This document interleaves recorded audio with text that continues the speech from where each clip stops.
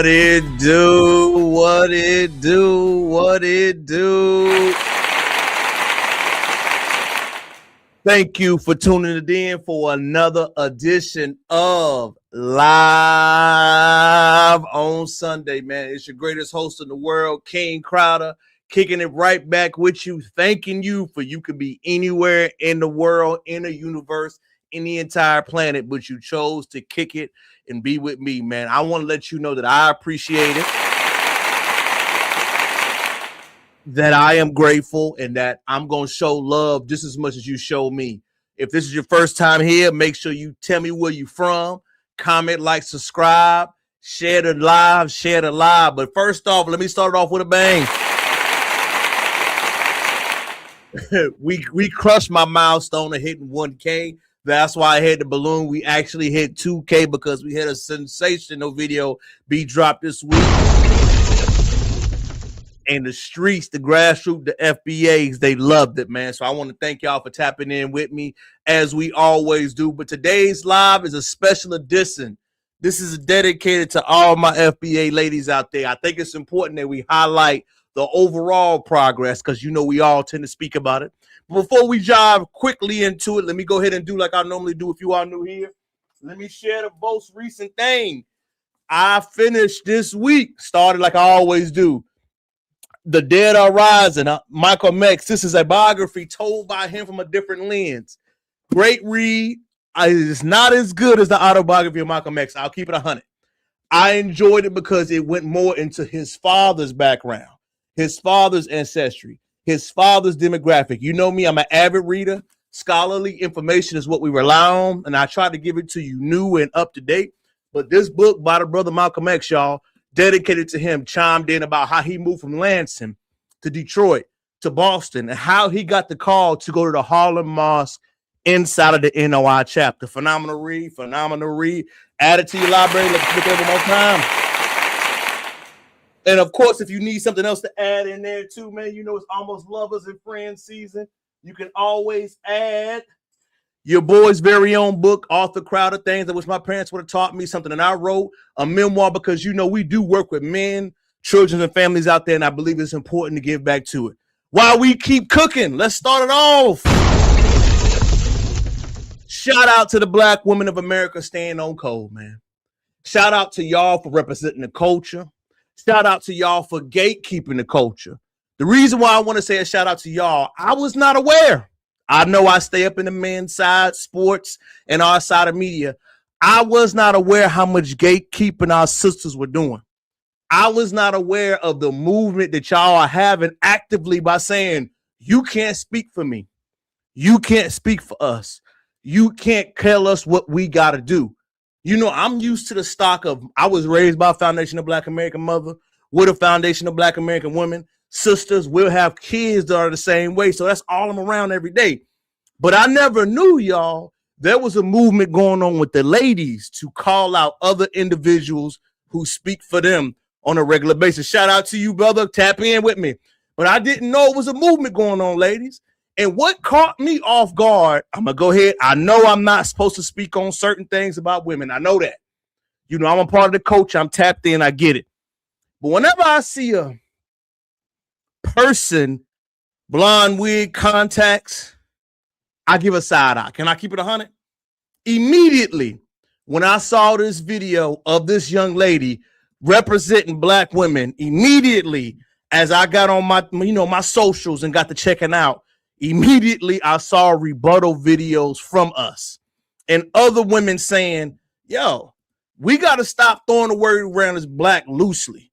You have to earn that word. You have to earn that title. In this video right here, open my eyes up to it. Pay attention. Oh, no. Racial social construct was set up by your ancestors. Black did not become a thing until the 1600s. Guess who did that? The Europeans that y'all descend from. That ain't got nothing to do with me. So it's interesting how this conversation has spiraled. It's hard to even follow what we're talking about because this is what happens when we argue. So maybe we should swap educational material. And maybe that would give me a little bit of an idea of where you're coming from. And then you do the same for me.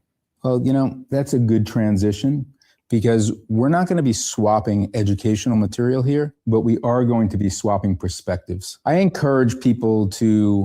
Number one, I know no sister will allow a brother to tell her to stop after you couldn't finish your point.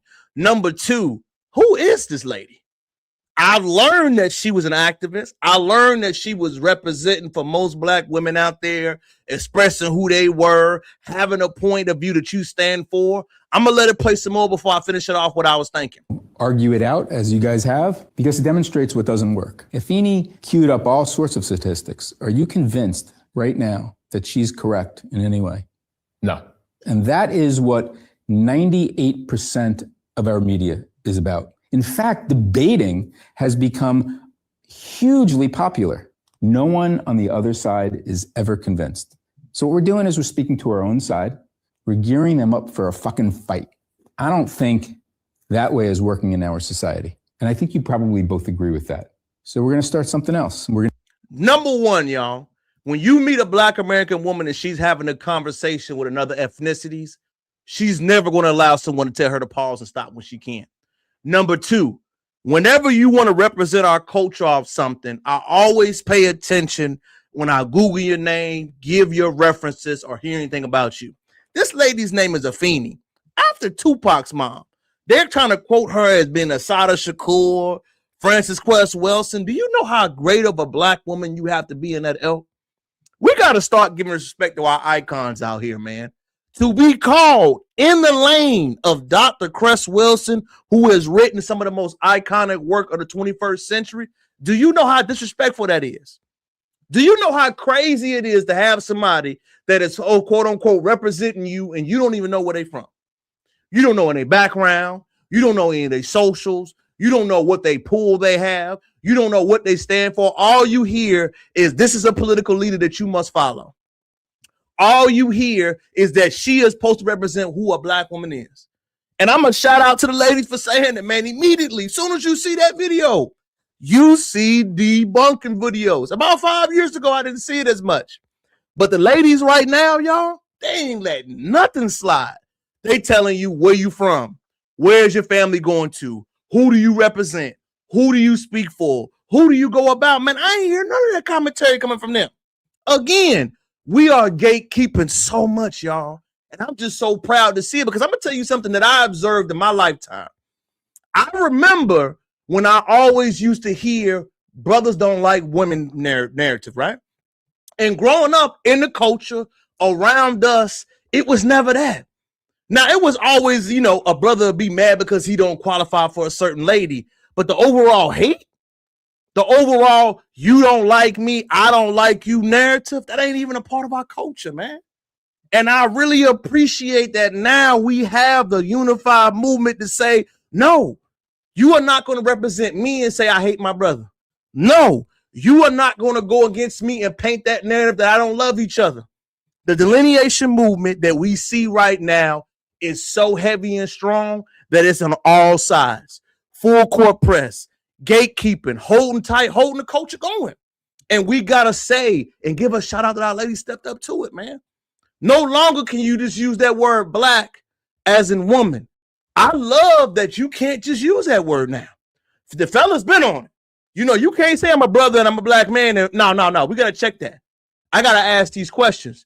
Now I hear ladies more than ever going after the same thing. Now the volume ain't as loud as I want it to be, but I see it.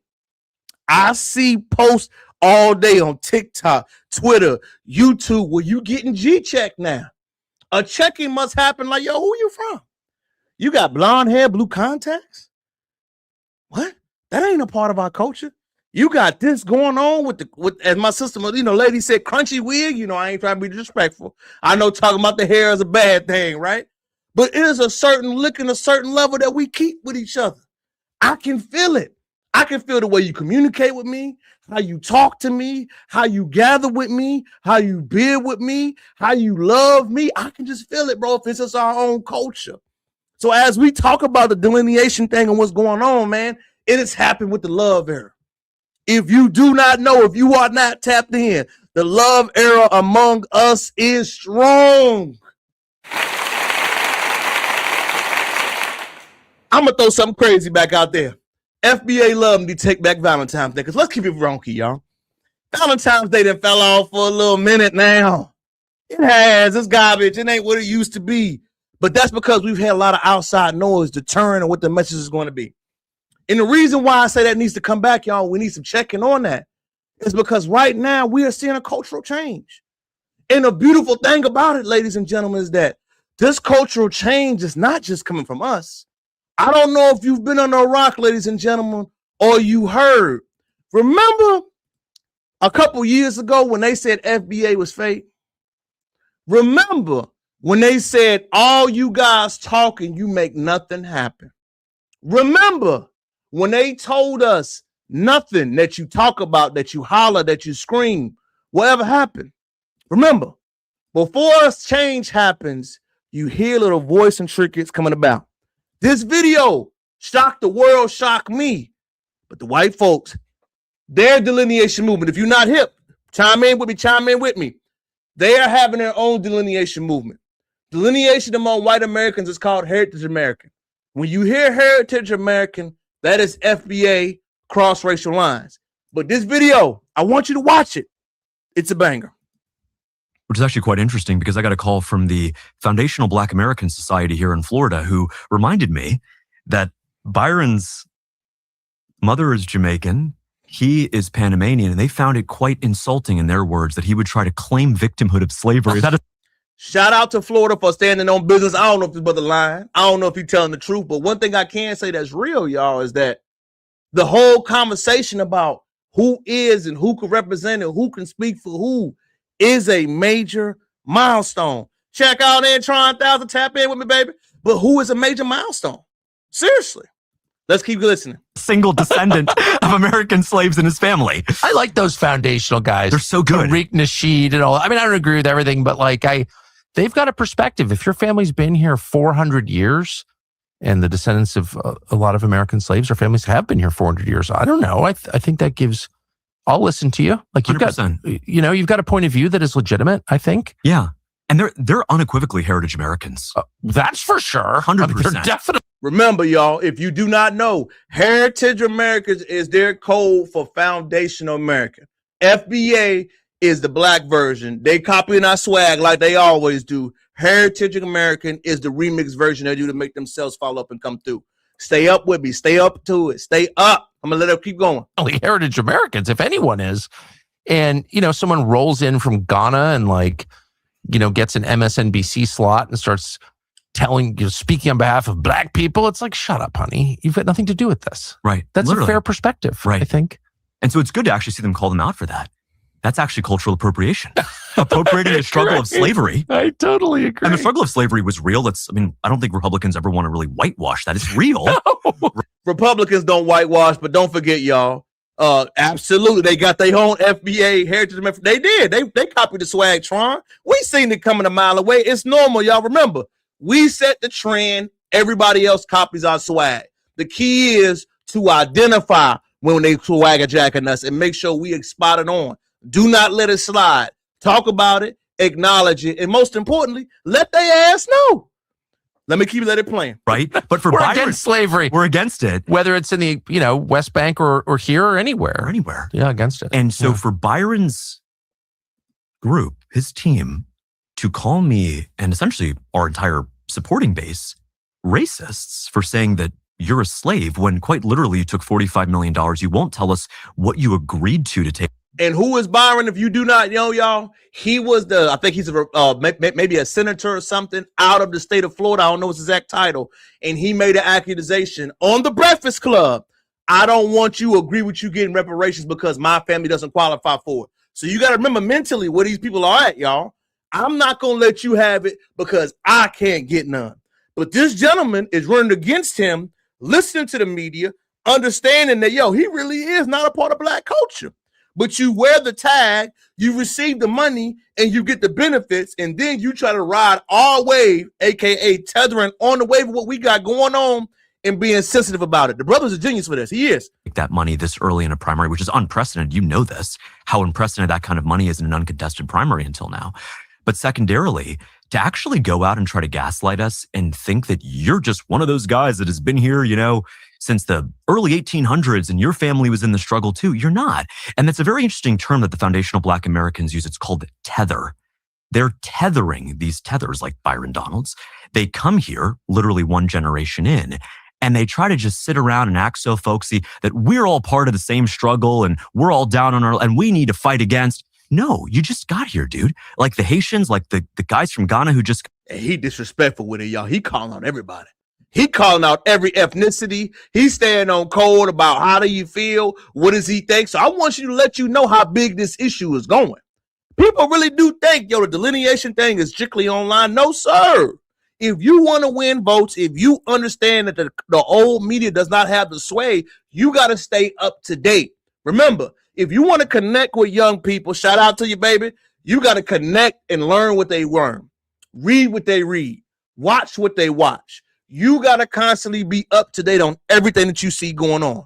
Do not anybody ever tell you that what you'll learn is not current. Stay current on your moves. White folks saying tether, but I'm wild, but I'm here for it. Hey, ain't no shame in the game. When the truth is said, ain't no feelings attached. That's a word. Got here, you don't get to just be a part of our system and then lecture us about how our country went wrong. That's a Fendi fact. Remember, I know it was uncomfortable to hear, y'all. Shout out to you, baby. I know it was uncomfortable to hear. I know it was kind of mean to say. It wasn't, though. We got to start having that same damn energy back. The gloves got to be off, man. I don't care where you work, where you live, what you do. You got to understand that it is almost violence out here, ladies and gentlemen. Nobody's going to have sympathy. Nobody's going to have understanding. Nobody's going to be sympathetic to you. You can do whatever you want, man, but you got to understand politics is violence without bloodshed. Shout out to Fred Hampton. What that means, ladies and gentlemen, is right now, we are in a new era of things happening. Everything that we talk about on the internet, it may seem far out to people that are not tapped in. We all tapped in. We one step, we logged into each other. Everything that we see going on among us is showing that it's actually working. In Black culture, activism is a thing. Most side of people outside of America do not have an activism class. Activism class means we discuss politics. We discuss religion. We discuss knowledge. We discuss academic mentalities and other things that are going on. So when you see these type of discourse happening and people don't understand it, you have to understand that mentally they don't come from that. As someone that works around all different cultures and ethnicities, they're truly shocked that we have political discourse and we can shoot the fade and be good. We can run it. We can talk bad. We can have any way you want to go about it. But the one thing we're always going to stand on narrative is about is that we're going to have that conversation. You can't be around me and I don't know where you stand on things. You can't be scamming, doing people dirty, taking advantage of people, and be around us. It's just not in our culture. It's not how we think. It's not how we operate. It is not how we move. You may not know the details of everything, ladies and gentlemen, but you can say staunchly, if you look at your family's history and legacy, your granddaddy ain't play no games about nobody taking no money. Your mama was never cool with you lying. Your people was never cool with you just being disrespectful. Shout out to you, baby. Your people was never cool with you just not having a code of ethics or things to go about it. No, sir. There was a certain standard that we grew up around that you know is in us. And it's not for everybody. And it's not in everybody. That doesn't mean it's a disrespect thing. That's just acknowledging that we have a different energy, y'all. And I want all my people to get to that standpoint like, hey, bro, we don't mean no disrespect. We don't mean no harm. We don't mean no issues. But we got to acknowledge and lay everything on the goddamn table. And when I lay it on the table and I start speaking as facts, you can't get in your feelings about it, fam. And I'm not saying it to be disrespectful. What I am saying is always we got to stand on code for our systems. And the reason why I'm so passionate about it, ladies and gentlemen, if we don't have the confidence, our babies don't. Our kids, our sons, our daughters, our cousins. King Crowder, why you so big on why you saying that? Because I'm around us. I got family from all sides, good, bad, indifferent, streets, hood, whatever you want to call it. But if we don't stand for it as much as we need to, if the confidence, if the courage, if everything that we talked about is not represented in a certain type of way, how can we expect it on the back end? And remember, politics is normal, man. But Sam Bowen, Don't ever say Uncle Tom because Josiah Henson doesn't deserve any respect. Clip that. I will never let you say Uncle Tom. If you hear anybody say Uncle Tom, get upset about it. But Sam Bowen, acting like you could disrespect me and I got to just take it, acting like I'm going to do what I can to draw pictures, to draw people to like me, it won't work. And the reason why I'm saying that, again, FBA sisters, when you see bullshit like this happening, call it out. We're going to talk about the situation happen later. But when I see videos like this, y'all, this really bothers me. I'm going to let it play before I start cooking on the subject. And just kind of tell me what you're doing and why. I am painting live. This is what I do in general, and this is how I express myself. And this is a day that Governor Walz made Renee Unity Day, and this is how unite, and this is how artists speak. So we are here to make sure her spirit continues to live within us, and we are the bodies who carry her. That is a truly honorable and respectful thing to do, and I'm not going to dissent what you want to do. But I always can tell when it seems performative. What happened to the lady was a tragedy. It was, y'all. We ain't going to sit right here and laugh at that type of situation that happened to Renee Good. But let's be honest, y'all. It's been happening to us, and we see it over and over again. If the issue does not, if the spirit of something is not broken, it festers. If I know that you have a problem with putting your hands on people, and I choose to not acknowledge the root of the issue and see it happening over there, but I act like I don't see it, when that issue attacks me, how can I be mad about it? How can I be? The story that happened to this young lady was tragic. The ICE officer, the overreaction, but we see it happen to black people all the time around this country. We see it. We see black men get attacked down, gunned down, shot, hurt, murdered, walking away, running, and we always say he should have complied. Why didn't he listen? Why didn't he operate? Why didn't he do what he could to make sure he was safe and transparent and went the way through? You got to respect the law. You got to listen to law enforcement. You got to do what you do to come home. And that's true. But why is the outrage? It's facts, brother. Facts, sister. The precedent's been set. We can't go back from it. It's been the standard. You have been cool with children getting hurt. Now it's a difference? No. The outrage will not be the same because it will be viewed as differently. We are in the spirit of honesty right now. You let it happen to Trayvon Martin. Philando Castile. We know the people out on the list, y'all. We know these type of things that happen. We've seen it's a problem. And if we know the problem is there and we choose to ignore the problem rather than facing it head on, and when it comes home and it happens in a tragic way, how do you expect people to react? How do you expect people to respond? Orlando Castile complied. Facts though, brother. I'm not saying it like that. Reaping what I'm saying. In fact, I'm not saying it like that. What I am saying, man, is the precedent happened already. We've seen it happen. So how can the outrage and you want people to stand on it and speak on it and protest? It's not going to be there. It's not going to be there with you drawing pictures. It's not going to be there with symbolicism. It's not going to be there with you saying, hey, it's not everybody. How do you expect the energy to be different? Yes, it's a tragedy, man. She had children. Those brothers had children. Those brothers had families. And if we're going to let something happen anywhere, how can we be upset about it? And the crazy thing is, y'all, when I saw this article and I saw this lady with this painting about it, before she keeps going, let me finish letting her watch the video before I keep cooking. Pay attention.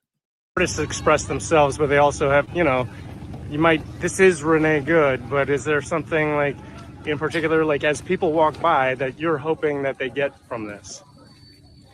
Just to continue her legacy, continue what she believed in, uplift her family, especially her children, especially. It's tough. So as a mother, heavy. Yeah, if I walk by this tomorrow when it's completed, I assume, should it make me angry or should it make me feel like something warm towards Renee, or both? Beautiful smile, flowers, peaceful, love, light, poetic. So you should feel all those things. You should be, man, I won't say you should be happy, but you should be, you know, continuing to her light and have some empathy. Family, I want to let you know, man, how do y'all feel about this, man? I know I can rant and rave and speak on it entirely, man, but let me know what y'all thoughts are. Do you think this is just batshit crazy? Do you think it is a way of expressing yourself? Do you have indifferent? Do you not have any feeling? What do you think in the comments, man? Tell me when you seeing this artist trying to express themselves and show effort in a proper way, which I do love. Are you resentful? Are you asking where's the painting for the other Black Americans that happen in this country? Or are you just not the world, not thinking about it right now? Because my mind, my mentally, when I'm thinking that, I'm just like, man, there's a lot of pub and press and people are talking about it rightfully, right? We're not saying that we cannot talk about it. But what we're saying is that, damn, it's been happening. Why is it so shocking? I'm gonna call her a hero for her son, so that way he knows what his mother was. I won't allow anything else to be said. So, man, that's a powerful video, y'all. The most powerful thing to me, ladies and gentlemen, is that we know that law enforcement has been overly aggressive forever, right? I'm thinking of shit, Immigrant. Go ahead now. You ain't got to go ahead and chop it up like that. Shout out to Mike. What it do, family? We chopping it on in, man. What it do? What it do, brother, man? What it do? Mike, we talking about the lady that was tragically shot this week, man, in Minneapolis, Minnesota, man. What is your thoughts on it, brother? Man, first of all, we have been getting shot and killed in the streets for I don't know how many years by police with no mask. So I don't problem now that other people are getting shot in the streets and didn't do anything wrong, and now we need justice. I'm not numb to it. I'm just saying, hey, when it happens to other minorities, now it's a problem that people are getting shot and killed by the police. Rest her soul. She got shot for no reason. And I do think that for murder. Because if I'm not mistaken, you roughly approached her. She was just letting cars go past. She waved you through. You hopped out the car. Hey. And then pulled the gun, you know, and killed her. But I'm just saying, if we not going to keep it equal, don't say nothing about it. No, I completely agree, man. I think it's to the point now, man, that it happens so often. How can you not be desensitized to it? And the tragic thing about it is that if we're not going to be consistent, people are going to constantly have those feelings, Mike. And I know people have been asking me, man, I just dropped the location. If you want to get on, man, you get in the booth. We'll talk about it. I know people have been asking me. So as we continue to go tonight, man, we normalize tragedies happening in this country. We do. Well, that's because we the internet is a place that anything can live. We don't have you can see anything on the internet. You can see anything you want on the internet. Now they show graphic stuff. They show killings, shootings, people dying in the media. Viewers discretion advised, and then they'll show you exactly somebody dying. We used to feel bad when somebody died. We used to cover your eyes when something gruesome was happening or things happening that you shouldn't see. Now we have kids desensitized and seeing death like it's normal.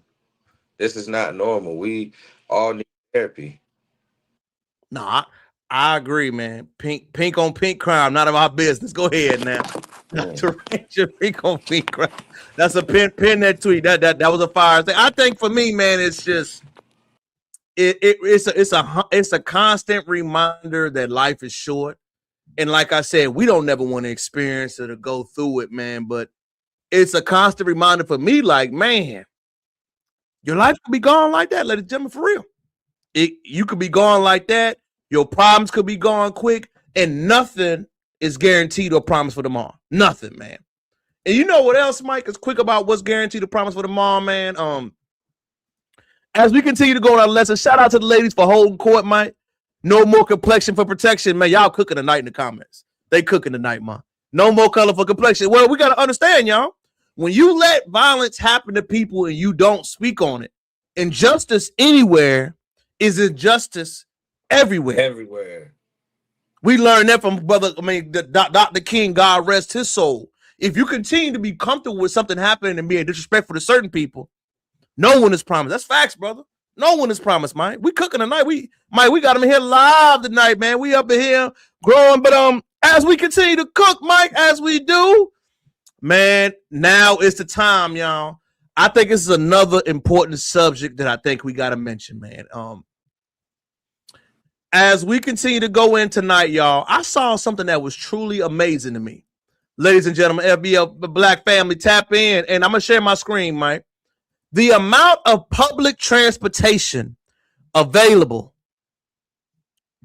hell of a way of viewing things. Facts, brother. Facts. They do. That's a fact.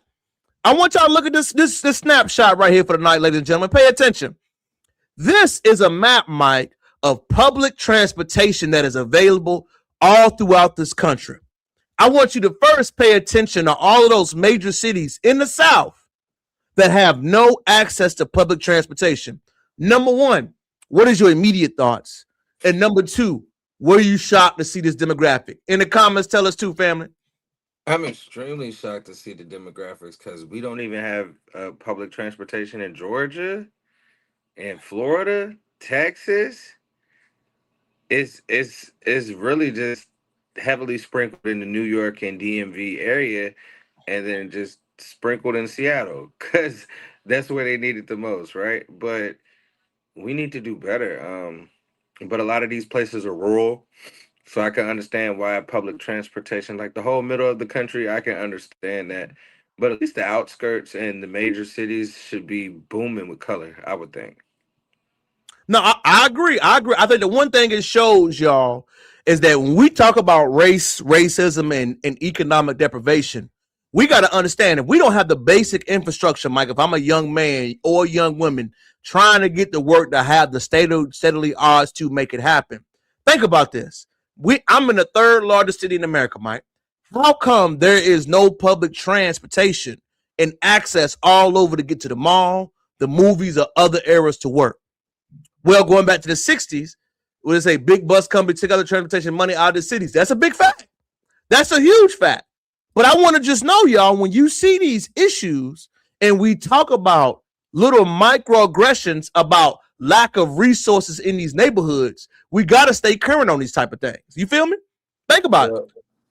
Well, you also have to think too, Terrell, the majority of the places that don't have transportation are places that they don't want blacks to move around. That's You a don't fact. have public transportation because of the fact that now different ethnicities and groups that you want to control are able to move freely and able to do things that you don't want them to do. And with public transportation, it makes it easy for those people to go to areas that they're not supposed to be in or not wanting it. And therefore, it doesn't surprise me. It's more, you would think public transportation is more of a necessity everywhere that we are at. However, you have to think about who necessarily depends on public transportation. And the only reason why New York, Chicago, and Seattle and places like that is because it has to. It's everybody needs it. But in the middle of America and south of America, bro, they don't want you traveling around at all. I believe this comment, plus the big car companies like GM and Chrysler, Ford, all lobby to not to have public transportation. I agree with you, Dr. Ranger. I 100% agree. Absolutely, it's a discussion. The reason why I want this discussion on the board, y'all, is that when you meet a lot of black children in this area that come from economically depressed backgrounds and you talk to them, there are so many barriers you have to get by just to have steady employment. You have to get over the lack of public transportation. You have to get over that a certain manager's ethnicity don't want to hire you. You have to get over a certain hairstyle and a preference and a look is what they require you to have. We have to understand that there's so many barriers just to get entry inside the workplace that most people have no idea how that happens, Mike. And it's really a big thing. And I also like to bring something to attention, y'all. You know, I always come to you with video content and information that I find extremely important. City of Brotherly Love. If you're from Philadelphia, please tap in and tell me what the hell y'all sheriff come on live TV talking like this for. Tap in, family. And so we stand here today with all those who stand against the made up fake, what you can call ICE, professional law enforcement. I don't call them none of that, because when you do it there, you're getting arrested. My message to the sheriff is try it. Try arrest my folks. Let's see what happens. I know it's meant to be funny. Hey, this is the first time I'm on your platform, but I'm really here about FBAs. I'm on board with you and more. What does it say? Heard about first time see people. I've always been an FBA, but I'm just really hearing about FBA. I'm 100% on board engagement. I have an SBA license plate and I love it. Facts. Next up, my next comment. Tips are created because white people don't want to answer the pay because black people depend on them having a high increase. That is a fact, Mike. That is a fact. Mike, as you saw that sheriff from Philadelphia get on live TV and said what the hell she said, your thoughts, fam? Ma'am, you should have stayed in your office and kept your mouth shut. We all know that ICE is not a made-up entity of law enforcement, but a federal law enforcement agency. It's a 3-letter organization, which means it has more power than your sheriff office, and it has more power than your local and state police. So, I mean, you can try it if you want to. What she said was admirable, that you're standing up for the cowardly policing that ICE is doing, and I appreciate that. But don't make yourself look foolish. You know what I'm saying? Make yourself I feel like the moment was like, I understand what she was trying to say and what she was trying to do, but not the right time. You know what I'm saying? Like, and from my understanding, if you stand in the way of what ICE has going on, that is what is it? You hindering an investigation or something like that. I'm not familiar, but for us to see federal and state law enforcement go at each other's throat, it's interesting to me. I wanted states used to have a lot more power back in the day, and maybe we need to go back to that. State government having more power than the federal government, but the lies get muddied. And if that happens, I would like to see what will happen afterwards, because we all know who's running ICE, Donald Trump, and he ain't gonna go. He ain't gonna go for you hindering what his agenda is. Well, shout out to you, brother Vero under Obama. That's a fact. Well, I got something to say, y'all. Let me go ahead and tell everybody that want to say something publicly. You better get on that Trump train.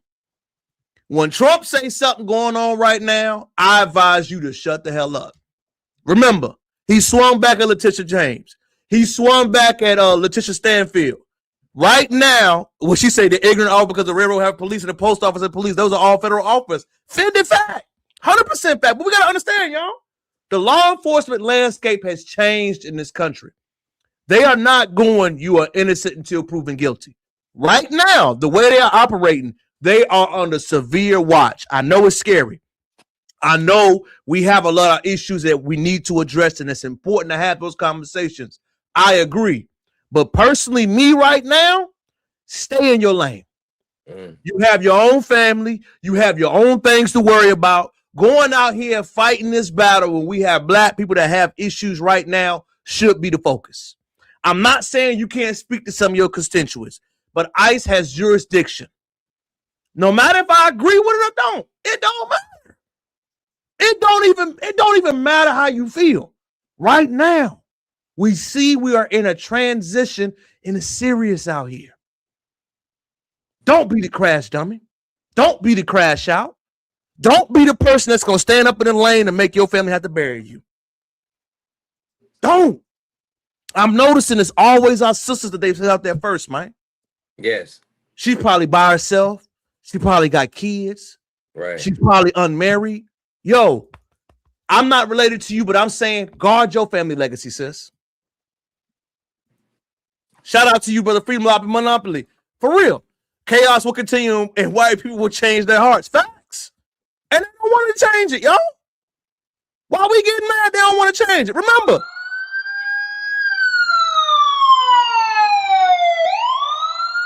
Right. Do most people have no idea what the origins of law enforcement was? No. Law enforcement was slave catching. It was meant to guard the top percent's property, Mike. That's what it was for. Thanks. Bro, I thought about they're like the televised.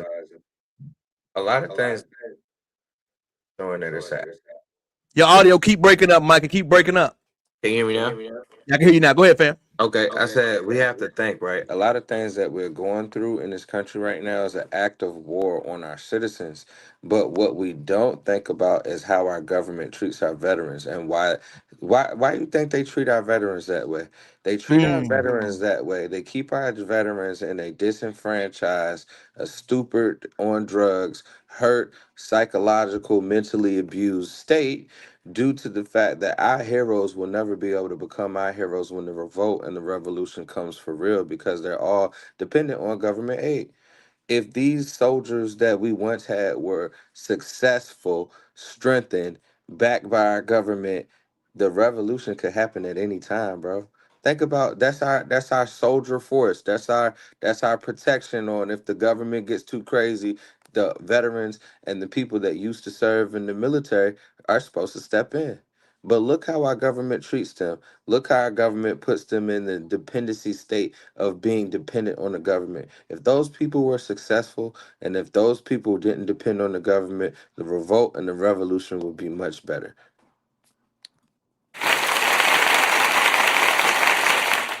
Beautifully said, Mike. We got a contractor in here. King, yeah, you always march the No King rally, double standing for dumb people. I hear you, brother. Stop on live and say it. That's all. We don't duck no smoke. We don't duck no smoke around here. Say it with your chest, baby. Say it on business. Come over here and get the lessons. White people taught me how not to be by themselves. By being themselves. Facts. You know, it's all facts over here, y'all. They treat us like crap. Always do. And it's okay with acknowledging it, y'all. Ain't no beef. We just gonna acknowledge what the line is. Cat Williams' voice.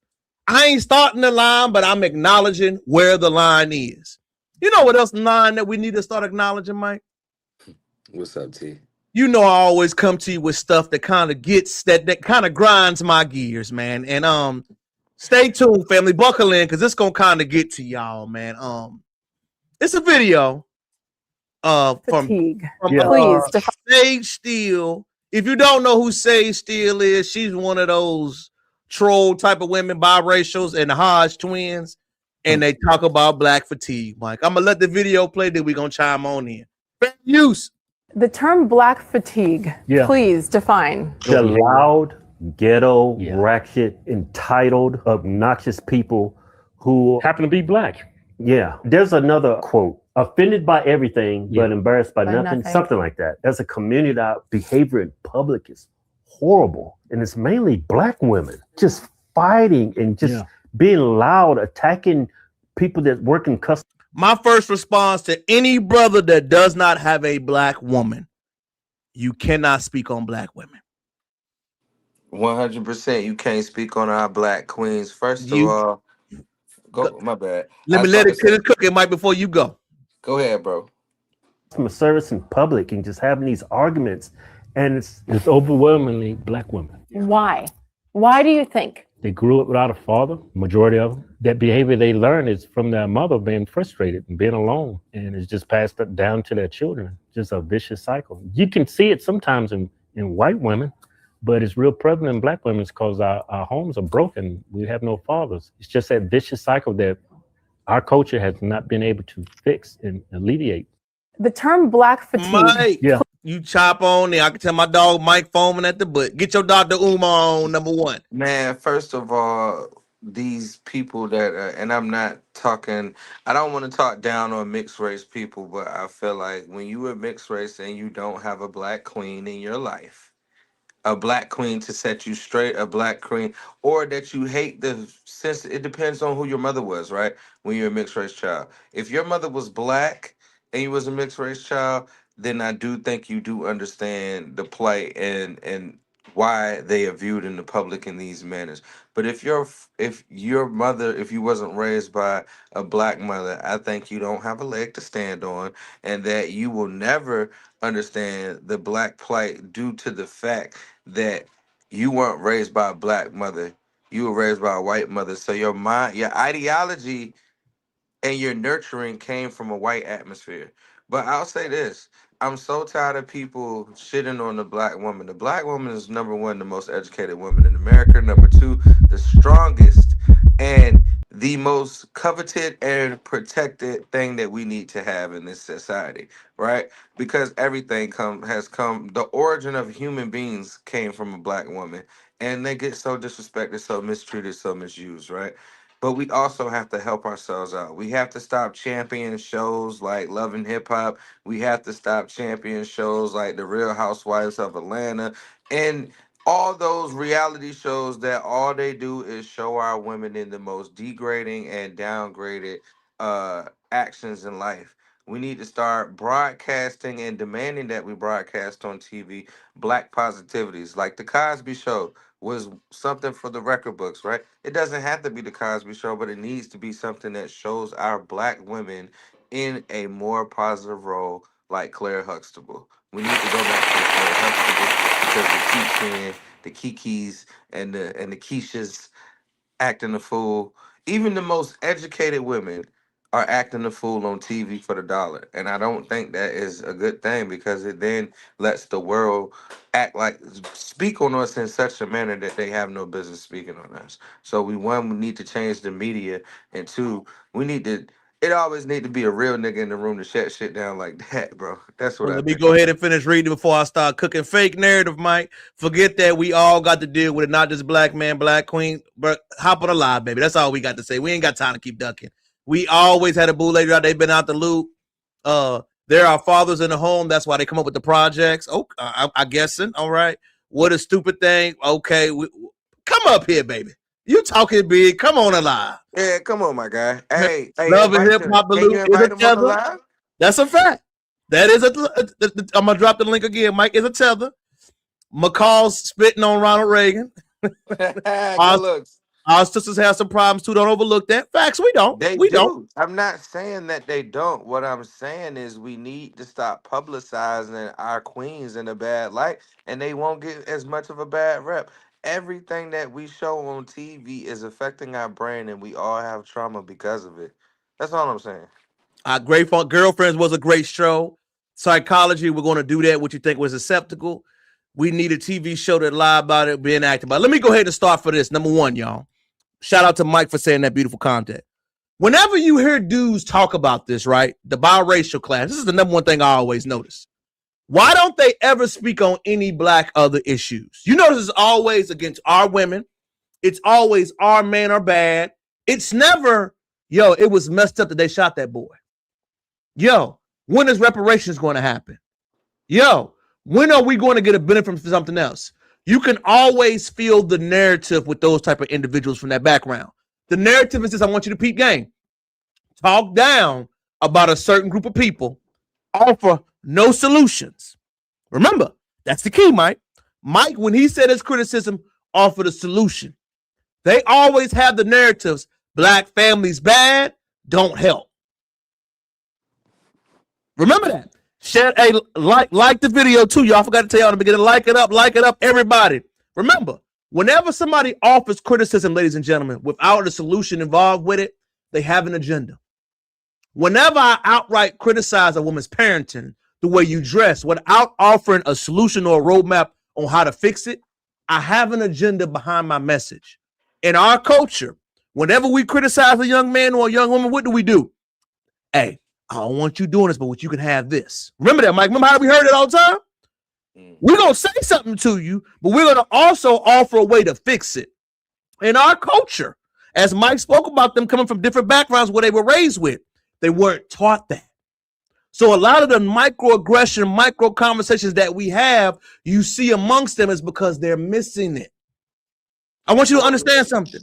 Go ahead, Mike. Flip side too, Terrell, right? Maybe they do have a black mother, but they saw how bad their white father treated their black mother, and they also are not treating their their black mother correctly. You know what I'm saying? Like, we're seeing men disrespect the black woman in entirety.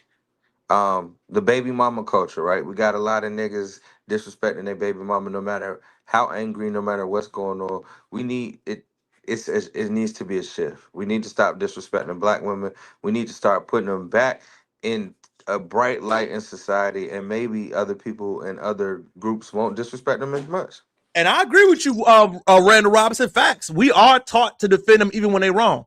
I believe that is something that we must have in us a lot more of, because people are not speaking to us. They're only speaking to white people. They show us our low-hanging fruit. That's a fact, too. Shout out to Dr. Ranger. You on point tonight. Facts to you. Let me get. And they cooking in the comments. Because it's not white men, as our bro said, white men will defend the plight of the damsel in distress white woman on every avenue, bro.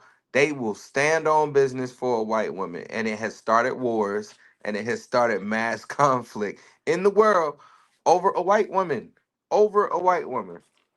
And until black men learn to do that, stand on business, no matter if the black woman is right or wrong, that's going to continuously be our problem. Well, I think one of the main problems we have, y'all, is that we are taught to not establish relationships with each other outside of fun. Follow me. We have a men's organization in Houston.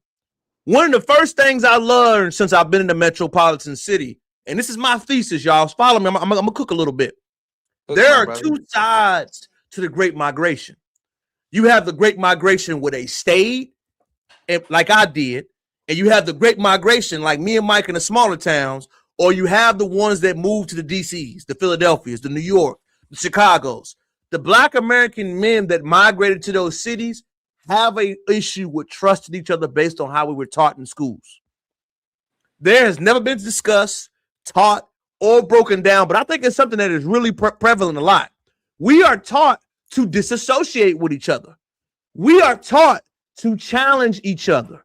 We are taught not to have a trusting relationship. Since I've been in Houston, Texas, almost 5 years, the one biggest thing that I've learned immediately is, there is not a natural, hey, bro, I'm going to look out for you. It has to be an exchange. You follow me, Mike? Yeah, I follow you. You have to give before you ask for anything. Before I ask you for money, I must give you money. Before I ask you for love and show love to me, I got to give you love and give something to me.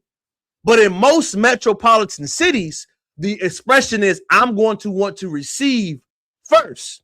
I was taught in a Black American town, a smaller where we grew up, Mike, before I ask you for anything, I got to give to you.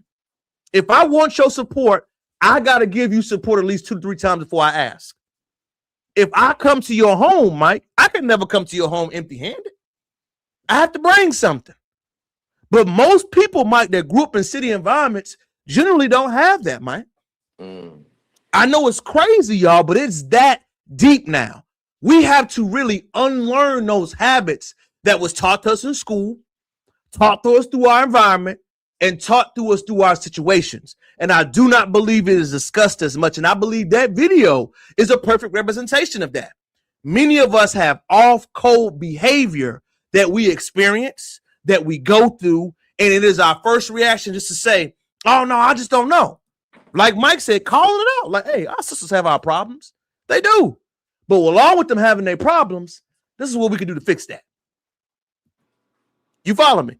Black women disrespect themselves. That's true, fam, but you ain't got to say it. Who are these white knights on here? Lord have mercy. Come up here. We can talk to you, baby. Show us who you are. Come catch the smoke, my boy. I say things all the time. White man must see white people in natural habitat. You stupid. That was funny. Hey, the thing about it is this. Why? Because we taught intelligent and intellectual that we have to be anything other than black. We're white knights because we're speaking in great usages. Like, come on, bro. We ain't no Uncle Toms over here, my nigga. We real niggas over here. You can't catch the fade at any time. Oh Lord, Mike standing on business. Let me go ahead and put that gunshot out there for Mike. Mike and all that. Let me go ahead and find that. I just hate it when intelligent black men speak in their natural intelligent atmosphere and somebody calls us Uncle Toms or white knights because we're articulately speaking. It's crazy. Well, Mike, the first thing, clip this right here. If somebody ever calls you an Uncle Tom, I want people to know this. It's an honor to be called Josiah Henson. It's an honor to be called Josiah Henson, who is the real Uncle Tom, because what he did. it is disrespectful to be labeled as a Sambo. So when somebody says that immediately, y'all, they don't know what the hell they talking about. Give me your game. Let me keep cooking, Mike. The reason why we got to stress these type of factions, Mike, in these type of things, is you'll see a video like this happening in real time, Mike. I'm going to go ahead and play it, y'all. Sensitive subject, sensitive views, but I want you to watch it, then we get a response. You ready, Mike? Yes, sir.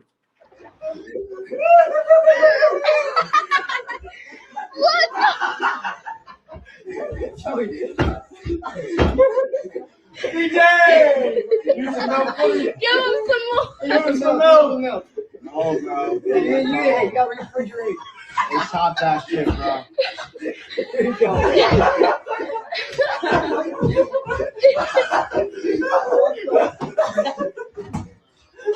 Hey, no. Who? Who's DJ's right? Y'all need to get the fuck out of here. Hey, you have like a broom or something? Nah, bro. Please, go to the fucking bed. Get off the stairs. Come back. Oh my god.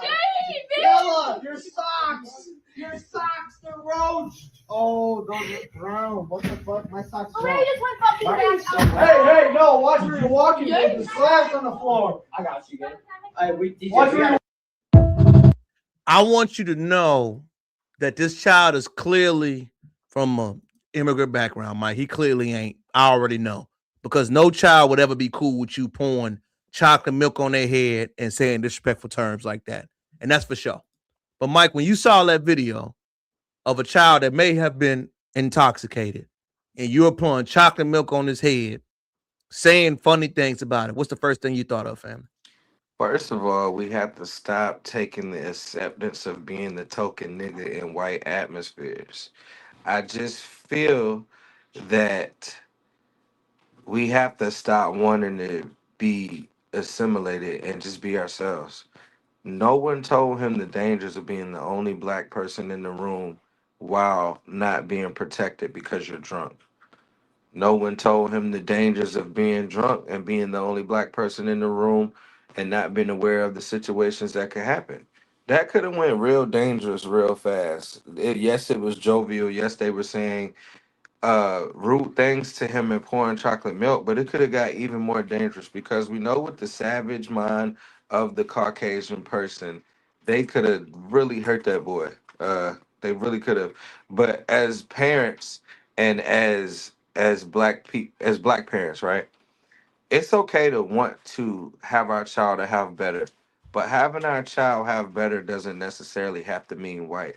And we have to protect our children. His parents did him a disservice to even allow him to be the only person of his kind in that vicinity of that many Caucasian people. And I love Caucasian people, but I'm just saying that's not protecting your child. Us sending our children to all white schools is not protecting our child. Us wanting a better education for our children and sending them to all white establishments is not protecting our child. What it's doing is hurting our mentality and hurting them more mentally, bro. Hurting them very bad. And we moving on up, you know what I'm saying? Getting better things. We always assimilate that and put the mindset of white is better. White is not better. Facts, Mike. I'm going to read some of these comments too, Mike. You cooked it up, my dog, Mike. Bruh, they are destroying their own image around the world. The sisters twerk on the Ghanaian slave ship. Oh, okay. They still talking about that. Exactly. I was wondering what a white knight was. Until black women stop having children like puppies, they'll have a home. Man, get up on the line. We tired of hearing you talk, Get bro. on the line, bro. Stop being Oh, God, not crybaby time. And stop their foods. Wow, yeah, it was really tragic to watch, man. I don't know. You sound racist. We'll see. I'm a white mama, black boys. Who the hell are we? We talking about plenty of black families to tell the Bible. Oh, please segregate. Welcome. Talk about mixed children, producing black men. What are we talking about? Kind of, who the hell is we? That's fat. Let's go ahead. I'm gonna go ahead and drop it again, Mike, for somebody that want to come up here. Hey, they want to talk. Please finish saying what you were saying, brother. Hey, first of all, I'm not racist, right? But I'm very black aware. I have wonderful white friends. I have wonderful friends of different ethnicities and backgrounds, creeds, colors, and religions. However, I'm very self-aware of being black and the dangers of being in the white world. We dropping it live. Hey, I appreciate you having half black kids. You raising half black kids. I want you have to teach them to be aware. You have to. You have to teach them to be aware. It's a mixed child in my life. And the one thing I have to do as a black man is teach him how to be a black man and teach him how to be a black child in America. I think the one thing that people got to understand, man, is that I'm not anti whatever children you have, y'all. What I'm not anti is that you don't tell them the truth. Remember, you having a half white child, they're still going to be viewed as black in this establishment, especially if they're a boy. A young man early on is going to experience this harshness of the world early. I'm not mad about what you choose to lay with, but I want you to understand every decision that you make has an outcome to it. So if I choose to have a family and I choose to choose my partner a certain way, whatever choice I make has a consequence to it. You feel what I'm saying, Mike? Right, 100%. So whatever you choose, whatever your preference is, I'm not saying or policing whatever you want to do. What I have to acknowledge is the line that's there. And the line is what it is. How you feel about it does not matter. I'm one of those people that like to tell you the truth, what nobody else has to say about it. You feel what I'm saying? That's the main thing, man. That's I it. 100% feel what you're saying. And I'll give an example of what I'm saying about a mixed child being raised by a white mother. Obama is, and I say this to say, Obama was raised by a white mother, and everybody thought because he was the first black president that his interests would be in the eyes of black people. Unfortunately, Obama was raised by a white mother who lived in Hawaii, and she also had white parents. His grandparents were very pivotal in his life. So Obama's mindset was not to be the great black hope that we thought he would be due to the simple fact that he was raised by Caucasian people. His mindset was not on the black plight. His mindset was more on an international and global scale, not directly what I can do for the black person. And it's just simply because of the home that he was raised in.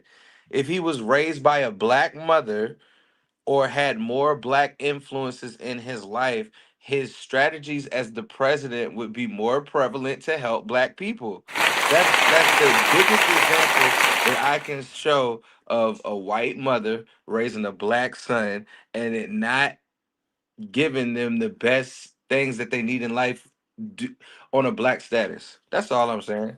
No, I think there's nothing wrong with what you're saying, Mike. I think the number one thing is I don't know what's wrong with acknowledging the line that's there. If I'm not choose to raise you in a cultural environment where you learn both sides of the spectrum, both sides of the history, and the unapologetically ways that happen, there's nothing wrong with acknowledging that. What you choose to do is completely fine. I'm fine with it. I am not anti. I am not policing. What I am letting you know is that whatever choice or whatever outcome you choose to have comes with consequences. If you don't like, I remember it was a while back, y'all. RG3, Mike, I don't know if you remember RG3. He had a subject where he has 4 girls, y'all remember? Right. And his little girls are partially white, and they kept saying, the mother is white. Does he have black daughters? He doesn't. I know it's offensive to hearing that as a man raising that, but we don't keep what does a black woman, other black women do. So if they say this is what it is, it doesn't matter what I think. Culturally, they can dissect for, oh, no, that's not a part of us. If I make a decision who I date, who I want to be with, who I choose to have a relationship with, that's the consequence that comes with it. Whatever come with it, you got to deal with it, baby. This is not an anti-method. Remember, we're all trying to be insightful here. That's me and Mike's main journey, man. I'm going to keep reading the comments too, Mike. They cooking us right now. I tell the black woman all the time, they'll mess with white man, be respectful. Meaning you are dark and tall, love me. Just wish we lived in a world where things were different. I agree with you, brother. We agree with you. Obama ran the game on us. So true. Mike, they say you spitting fat. Color doesn't mean stop trolling. Oh, Lord. The culture isn't conducive in Western culture at all. It's more obvious at this point. That's your opinion, brother. That's your opinion. because y'all all stuck on skin color, not the quality of the person. The world is stuck on skin color, not us. How many drivers lost their job? She cooking. The presidents are supposed to be for all people, not just black Americans or white Americans. Then they should be invested in the American people, right? My thing is this. You wouldn't say the president should be for all people, right? But we've had 47 presidents. Out of 47 presidents, how many of those presidents have done anything to make black culture better? How many of those presidents have done anything to get the black plight reparations? How many of those presidents have done anything? Like, if we really want to look at the grand scheme of things, and I'm not being racist, right? It's just what it is, right? We had somebody chiming in, Mike. I'm gonna see him. We got one guy right here. Hold on. What's good, bro? How you doing? Yo, no, brother. What it do? Welcome Talk to me, family. What's your, let me hear your take on the subject. I seen you talking good. Talk to me. Man, listen, man. I was just in the back of the chat. This is my first time on the channel. I just don't understand why so many people be acting dumbfounded, like they don't know the history of this country. Like the lady that said, y'all stuck on skin color. What do you mean? It's not us stuck on it messing with other people. The whole history of this country has been about skin color. This country became the most powerful country on the face of the planet by oppressing a certain skin color. Everything about this country is skin color. Laws, the history, everything. So why do these people act dumb? I don't understand this, bro. Like, and it's frustrating. It's like, man, get the fuck out of it. Y'all know, it's just like the brother Tariq Nasheed was saying. When he was like, man, you got all these liberals out here, and then when you get in the courtroom, this dude get convicted every time. And it's like, yo, where's these liberals at? It's like, no. Them is the liberals. They just get on code and they mad. Everybody's mad that now we are finally getting on code. And it's being accepted I got something everywhere. for you. You listening? I got something for you. Keep cooking, baby. Keep cooking. You was over there doing your thing. Go ahead. No, it's just I just don't be getting that, bro. You know what I mean? Listen, I'm a Muslim. I'm a foundational Black American. I'm FBA all day. I'm even FBA with my Islam. You know what I'm saying? I don't want to hear no other culture opinion about mine. You know what I'm saying? Unless we doing something harmful to somebody else. But other than that, I don't want to hear no other culture. And even in that instance, man, what's owed to us is only owed to us. Everybody else cut deals with the European entity, with the Anglo-Saxon. Everybody else we never cut a deal. Even the 40 acres and a mule, that was forced upon us to basically say, here, y'all get something. And they didn't even agree to that and do that and follow that out. Right. And then they let it build and they let it build and they let it build through Jim Crow, redlining, Reconstruction, all of that, all of the mass lynchings, everything that went on in the country. What happened before we got body cameras? Because before we had body cameras, the police 100% always got away with whatever they was doing. You know what I'm saying? And that's countless number of times. We don't even know in the 90s and early 2000s and 80s and 70s and 60s and beforehand how much stuff they got away with. What I'm saying is all of this is compounded. And now that we are delineating, that nobody else is entitled to really this vast amount of wealth that is owed to us. And at first it was a laughing stock. Everybody just, that's only an online internet thing. Now you got the white folks picking up on this, even to the point where they're calling, hey man, listen, them tethers. You know what I'm saying? Like, yeah, what you know about tether? Yeah, them tethers, them people tethering on to they struggle. Even the white lady, Ann Coulter, she like, man, we don't owe nothing to nobody. No immigrants, no gays, no liberals. We only owe to Black Americans, the children of slaves. We don't owe nothing to nobody else. And her words was, and the rest of you can go fuck yourselves. You know what I'm saying? And that's the white lady saying it. And I'm only saying it and not to just, to co-sign the lady saying that no, it's just because a lot of these sheep only go with when, you know, the white man ice is always colder. So listen, now everybody's saying that Tucker Carlson, listen, you know, they tried to spin the block with this white equivalent called Heritage America. You know what they do? They always take everything and they try to flip it. But like he was saying, he was like, oh, yeah, they're the most heritage Americans out of anybody. Yeah, we the true Americans. Born, bred, made here. No ties to any other land but here. You cooking, bro. You cooking. Hey, everything you said was facts, man. You got to remember. It's Go ahead, Mike. You started off. Hey, my brother, first of all, alhamdulillah to you, my brother. Assalamu alaikum, Mike. Peace and love, brother. Peace and love. Secondly, right, you were cooking with napalm. We are the true Americans. We are the true Hebrew Israelites.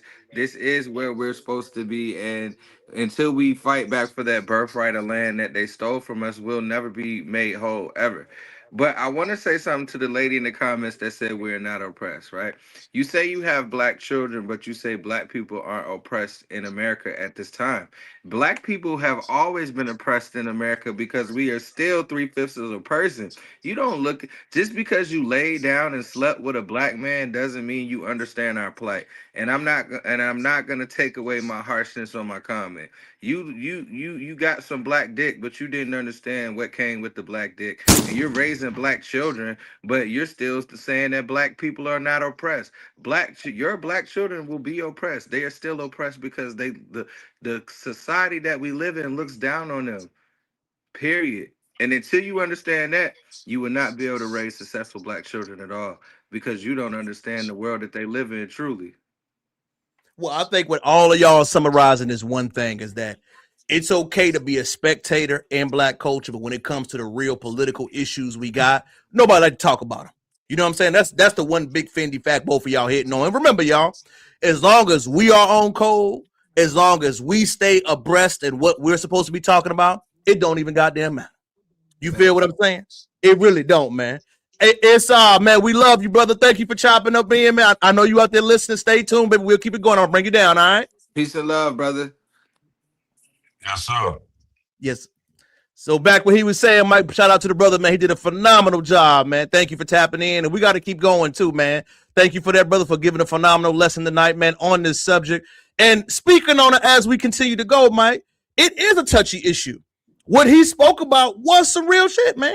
Because like I said, we have so many problems, so many issues going on in this country, and we do not know how to handle them at sometimes, and we do not understand the gravitas of it.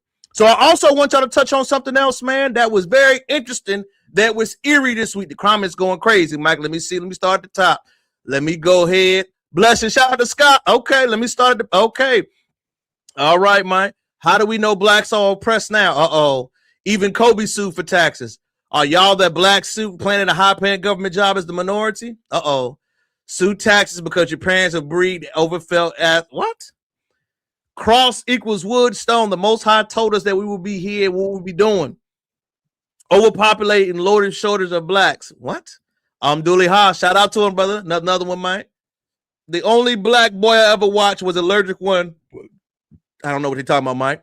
Shout out to Scotland. Tap in, Scotland sub. Shout out. Follow me and Mike. Scotland. What's up, Scotland? What's good? I don't know what he said, Mike. In a rebranded America, Mike, the Viking ship built the chair. Now the African is beat over mud huts and wood chair. We have no idea what you're talking about, brother. Uh-oh, Mike. She responded back to you, Mike. So y'all didn't come from Africa? Uh-oh, Mike. I'm going to let you take that one as I keep reading. No. Oh, man. You want me to kick it off? Go ahead and kick it off. Man, first of all, to be an African American means that you are derivative of two continents. You cannot be derivative of two continents.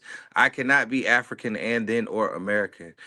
So what you have right now is that you're understanding that I want you to understand that all black people are not from Africa, and the transatlantic slave trade did not have the 4 million Africans come across the land from the sea to the land like you thought they did. We were here. Our native rights were indigenous to America. We were the first aboriginals in America, and the 1865 Indian Slave Act, not Indian Slave Act, the Indian Act, or whatever it was where they made the Trail of Tears, caused us to be called Negro instead of Native American, which was able to allow them to send us off and take our land and give the land to people of white descent. All I want people to understand this, y'all. The one thing I had to learn immediately. Thank you, Mike, for that cooking with that napalm. Let me give my dog Mike a shout out for that. That was a beautiful thing. First thing I want y'all to understand: 4 million Black Africans did not come to the United States. No, we already here. Only 4% of that came to the United States of America. A lot more went to Brazil and the Caribbean. First fact, Mike, that you always shout out. Number two, do you actually believe? I want you to think about this, y'all.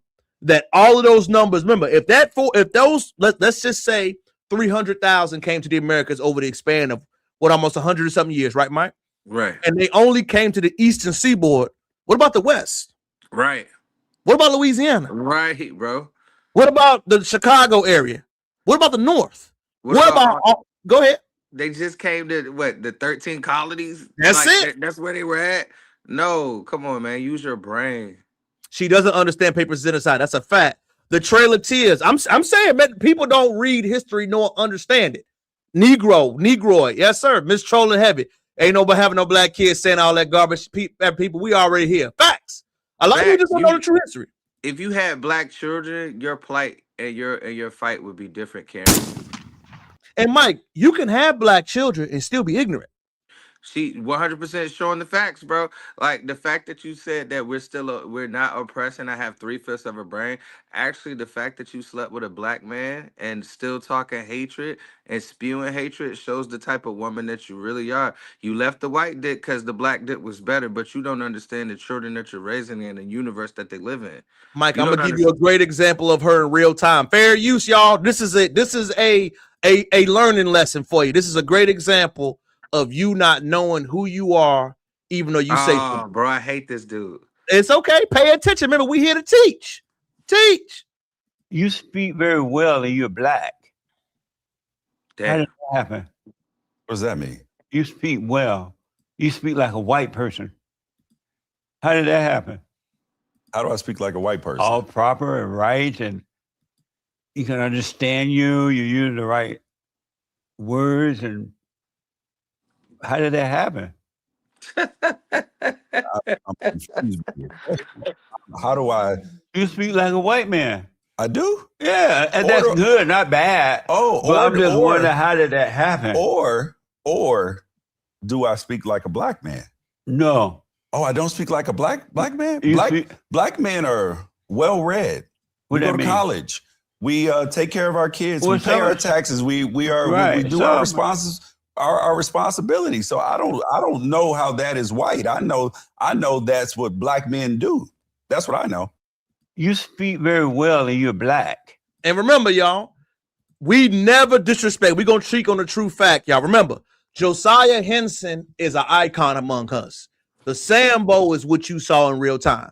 Remember, this brother got on a national interview and said, you speak good for a black man. What the hell? Mike, what the hell, Yante? Bro, what the hell, LeBron James? Somebody gave me this backhanded compliment before, bro. I will never forget. I was in a situation and they said, say something good about the person across from you. And the person across from me said, I am so surprised at how articulate and well-spoken Mike is. What the fuck is that supposed to mean? So I'm supposed to talk Ebonics and talk ignorant? No, I'm a well-read black man, and most black people can speak articulate and enunciate and pronunciate anything that they need to articulate. It's crazy to me. Well, I want to emphasize something. When people say you speak like you're white, I want y'all to know something. You notice they never get at our icons about that. It's mostly the black people, like you said, Mike, that grew up in white environments that hear that. I've never heard Malcolm X speak like a white man. I've never heard Martin Luther King, W.E.B. Du Bois, Shahrazad Ali, Dr. Francis Cress Wilson. Our intellectual class has always been there. What they're speaking of is the mindset you speak with. Jesse Lee Peterson spoke like that in real time. When they say speaking like a white man, articulately, he doesn't identify many black scholars or intellectuals. That person that Mike was speaking to only knew black people from a television or through law enforcement. They were intellectually lazy and intellectually ignorant. You follow me? So when people say that comment, that shows their limited grasp of people, of culture, and well-traveledness. I could never say that comment because I know as an intellectual, I know nothing, Mike. I have to learn, unlearn, and relearn every single day. But for going in front of and like you said, Mike, in front of a work setting to say Mike is articulate, what the hell? Was he not?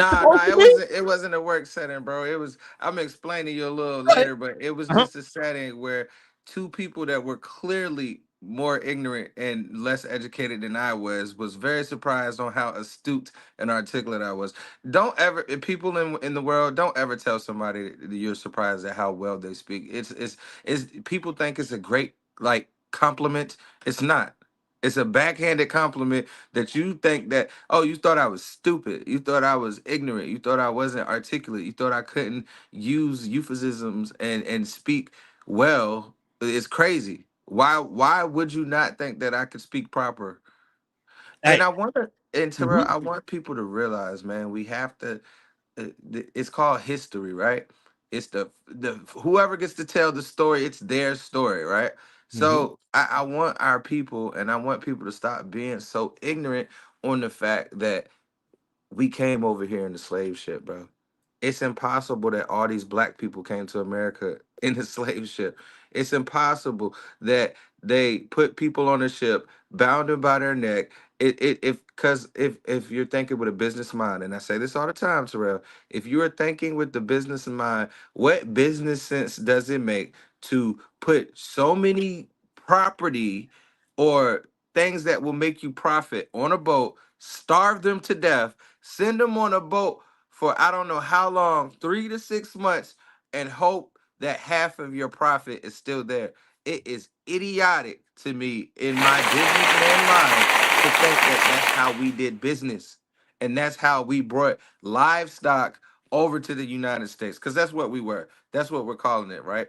It makes more sense to understand that we were here and we were identified as something else, and they stole that identity from us and made us whatever it is that they want to make us to steal the rights to what was naturally ours. That makes more logical sense. Let's keep cooking, Mike. Mississippi, Utah, Judea was Tennessee. We were all over. White privilege doesn't mean she have to know. I can trace my family back over 5 generations right here. Oklahoma, straight facts, Mike. Latinos played a big role too. They play like Spanish people in the background, but majority play historical players in South America, not in the North America, but let's tell true history. They did play a role, but there was no such thing as Latino prior to the conquistadors coming to their country. You know who you're talking to now. Scholarly information over here. He brings too many facts. That's all we speak, baby. Utah's not Judah. Oh, Lord. Scotland, good fam. You better caught with the kilt up your pants down. I don't know what the hell that means, but chime in and subscribe, baby. We love you. I don't know what that means. I hope that shit means something good. Hey, Mike, can I do the Aries Spears? Is that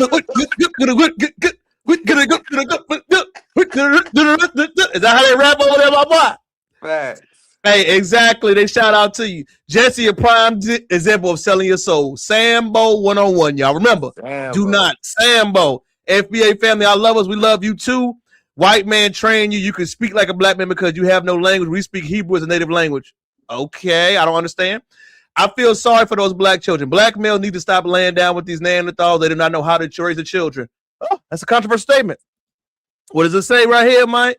Okay. It's going to pop up? Okay, I don't know why that one. We'll go to the next one. Sorry, but black men and white women cannot make babies. All white women DNA is. Ooh, that's controversial. That's a controversial statement, Mike. Does she have a fact right there, Mike? Hold on. DNA, she has the mitochondria. All life forms come from. That is 100% true. All life forms come from Eve, our mother. And I hate to tell y'all this, but she was black. When you guys say black men and white children are not black, they're saying because the black woman and white woman has a DNA, that's disrespectful. That's their opinion. Okay, what is this, brother? I don't know why. That's how my baby mama is. She was well-read black woman. If blank, love that blank with all my heart. Hey, shout out to you for loving your baby mama, man. Shout out to you. We are not black men. We're not any. Malcolm said that. That's true. They did. Hey, he hanging with white man. That's all I'm gonna say. Lord, Mike. That ain't no black scholarship. This is a blunt dog head talking. Okay, I have no idea what you're talking about, brother. Charlie OC, get up here and stand on business then, Hey, baby. stand on business. Don't be no Twitter gangster, Charlie. That's right. That's it, Mike. What he said, I got a Southern twang I suppress. I was raised in Florida, can't help but get excited, though. All good, baby. You did good. You did good. Hey, we love you, Jet. We love you. Okay, shout out to him. What did he say? When people say stupid like that, I tell them all the time, they're on a reality TV. Big facts, Mike. A lot of hip-hop hoorays, Mike. Admitting that means the entire narrative is false. That means they have to combatantly face it, and they know it's no nonsense. What's good, chat? What did he say, Mike? I believe the story of slavery was told in reverse. I believe Black Americans were the so-called Indians. Okay, Quincy. I can't argue with that. Mike done said that to me before. Shout out Ohio, gang. Shout out Ohio. What part? What part? All right. You got Southern Black folks, then you got Northern Black folk. They talk different and think different. The African kings associated with sending ships to Americas around Mansa Musa and Al-Wuhan of the Mali Empire. That is true. That is true. 100% true. 100%. They are Black indigenous tribe in Ohio. What part? And those all curses come from Eve, Mike. No, man, we got the chat booming tonight, Mike. They over here. Shout out to them, Mike. We going digital. I'm going to try to keep it moving, too, Mike. You know what I learned this week, too, y'all, chat? We got to get a little messy, y'all, before we get back political, but we all like to have a change of pace here, Mike. You know what I learned, family? What's up? Do not clip this, y'all. We got to talk about current thing, and we like to. Never, ever envy a person's life. It was sent to me this week, y'all. You know, a lot of people, see influencers, see couples, and they say, I want that life, Mike. I want that money. I want that goal. You have no idea what happens behind closed doors. When you see Instagram people, Facebook people with cars, with things, with homes that are better than you, the number one thing I want everybody to remember, y'all, stop envying anybody. Be grateful for the house you got. Be thankful for the home you have in. Be thankful for the people that call you, for the people that love you. Stop comparing what you have to people you see online because you don't know what the hell is going on behind the doors. Facts. You don't know what they're dealing with. You don't know what else is going on. You don't know anything like that. Just be grateful for what you have, Mike. And when you see the influencer wave, Mike, of couples breaking up, man, what's your immediate thoughts on that, family? Well, one, you let me say something. Let me go off of what you were saying at first, right? I'm gonna bring it on to a church perspective, right? You go to church all your life, and Deacon Jones seems like he got it all, right? Deacon Jones got the beautiful wife, got the Cadillac, got the big rims on the Cadillac. Deacon Jones got the good job, right?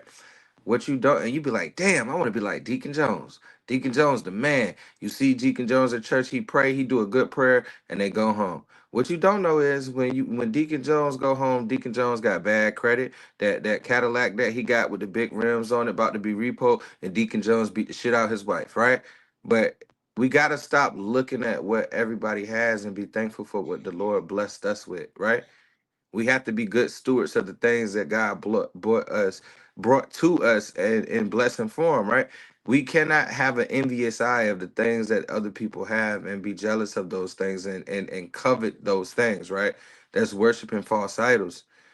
Be thankful of what you got, be a good steward of what you got. And I truly believe that if you put your talents in and don't bury them like the man in the Bible did, and you develop the talents and the things that God gave you, that he will bless you with more. And we never know what's going on in the background of these relationships. One, I truly believe if you put your relationship on the gram and on the internet like that all the time, and you posting lovey-dovey pictures, like you're not showing the other side of things, that y'all hate each other and y'all going through, it's not real. The internet is really not a real place, and we have to understand that the internet is like 15% reality. Everything else is fake. Shout out to my dog. I would like to add something to that, man. Mike hit something home for me that really I like to tell people. Look, if you're happy, y'all, taking a picture and showing people don't make you happier. No. If you in a good home, if you in a good life, showing people and broadcasting will not make you happier. Mike, I don't know if you've ever been around an influencer person in person. Have you ever been around them before? Yeah, 100%. When you have to do that shit, it's annoying. Mike, we talk about real life on this. I don't want to classify as content creators, even though we could be, right? Right. But the daily life to do the vlogging, it's a lot, man. And being Well, around a person that does it, wow. Can you imagine that, Mike? well, I don't look at you as a content creator, bro. I look at when you doing that, you an actor. You know what I'm saying? You as much as you think you're being real, there's certain shit that you don't want on the camera. There's an aspect and a brand that you now have to represent and present every time. There's a certain way that you have to speak. There's a certain amount of time you have to be on the camera. There's a certain amount of time that you have to do things. You may compromise your morality and the things that you do that you believe in just to get views, likes, and subscribes, just to get people to pay attention to the things that you're doing. I think it's a sickness now. I think that we covet the things that everything is gold. You know what I'm saying? Everything glitters is not gold, Like right? what he said with the orange hat bobbing your head like them on a zipper. I don't know what you talk about, but it was kind of zesty. But we gonna leave it alone, Mike. You catch the comment? Kind of zesty. We gonna let him have that one, Mike. Oh man, that shit was wild, bro. This shit was extremely wild. And Terrell is my best friend, and I don't appreciate you talking to that man like that. Hey, let him have his words, Mike. Remember, I always say this: you can talk in person, but I'm from that area. You gotta pull up, nigga. Pull up, and I pulls up. I pin the comment, love wax. I pulls up. I'm from that generation. You can tweet all you want. You know the one thing I love about this world, Mike? You gotta pull up on me. Facts. You gotta hit me in the mouth. I hate the fact that we're in that the younger generation is now coveting everything that they see, right? And Deacon Jones stood from the collection plate, Mike. They heard you. Lord have mercy. Facts. Hey, bro, Deacon Jones. Hey, look, bro, Deacon Jones beat the shit out of his wife every Sunday, and we want to be like Deacon Jones because he got the Cadillac with the rim. Nowadays, relationships are based off social media. You right, Quincy, man. Facts, bro. Facts. Well, I know people say that I am, but I always say for me, y'all, I like to do it more, and I like to talk about intellectual conversation. You feel what I'm saying? Would I say that I'm doing it every day as far as my life? Y'all wouldn't know we ain't got a baby on the way. Y'all wouldn't know we boy that moved here and traveled here. You wouldn't know all that stuff unless you close family with me. You know what I'm saying, Mike? So it's a lot of things. Like Mike said, it is very true that you don't disclose that we got families. Mike got families. We got a lot of shit going on. We do it from an intellectual perspective because we enjoy the craft of it. You feel what I'm saying? Intellectual is what we love, but the day-to-day, gotta set up this, Mike, and the bouquet shit. I don't, like you said, Mike, I don't really, it's called a Thundercat generation. This dude, they trolling like a motherfucker, Mike. They going in. But as you were saying, family, what do you think about that comment, seeing that and that breakup happen in real time, fam? I just feel like nothing is private anymore, and like I'm gonna be real, bro. I don't give a fuck that they broke up. Like, who cares? Like, why are we investing? Why are we investing like our thoughts and our mind on who broke up, who together, what they doing? It's the circus, right? It's the. It makes me wonder what's really going on in the background of life when we worried about who winning the Super Bowl, the playoffs, and all these things that are going around. What's really happening in the background? But like, bro, we invest in these people that we don't even know. You know what I'm saying? Like, and I guess it's a double-edged sword because people right now are investing in us. But with, I just don't think that I care about these people breaking up at all. No, I agree with you, Mike, and I believe those type of conversations. The reason why I like to bring them up, Mike, and I think Mike bring up a good point is because they're important. Not to us per se, Mike, but people think if my relationship is not online, it's not real. Facts. People don't understand that real relationships, the best relationships are always private. The best friendships are when you going out and doing your thing by yourself. It is so many memories that we got together, Mike, that ain't none of them no camera. And I will tell you, Terrell, that like you said, bro, the best memories are the ones that you don't capture with the camera, but you keep in your mind, right? Yes. And I think as a society, we need to stop publicizing everything because I'm gonna be real with you, Terrell. It's somebody that I know that I used to work with, right? And this is how the perception of the internet can be crazy. I know this person. Her and her husband go on dates all the time, taking photos like they may be happily married, bro. But the people that know that the people that are their friends know that they got issues. But they taking pictures every date night, every brewery, everything that they do, they taking the picture, smiling, cheese. But what you don't see is the infidelity behind the camera. What you don't see is the somebody dealing with post-traumatic stress disorder, or what you don't see is that the person hasn't been able to deal with their generational curses, and they're still allowing the generational curses to affect their life. That's what you don't see on the camera. You see everything glittering and gold and everything good, and even the bad sometimes. But I think we should stop documenting our lives so much. Like Instagram, Facebook, MySpace, all those things were a gift and a curse, right? Because now we're so, hey, I gotta take a, like, you'll take a girl on a date, right? All our single guys out there, they'll take a girl on a date, and I'm pretty sure if the date is fancy, the first thing the girl is gonna do is take a picture of the plate, right? Why are we doing that? Why are we showing the people what the fuck we're eating? Why are we showing the people that, hey, we just went to Cabo San Lucas and we at this hotel? Like, why? Why? When did that become a thing that we take a picture of everything and put everybody in our business, you know?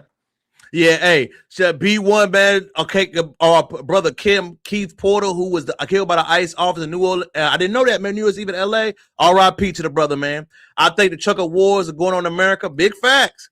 The world system most sustained for FBA to label. We hear you. Yep, Mike.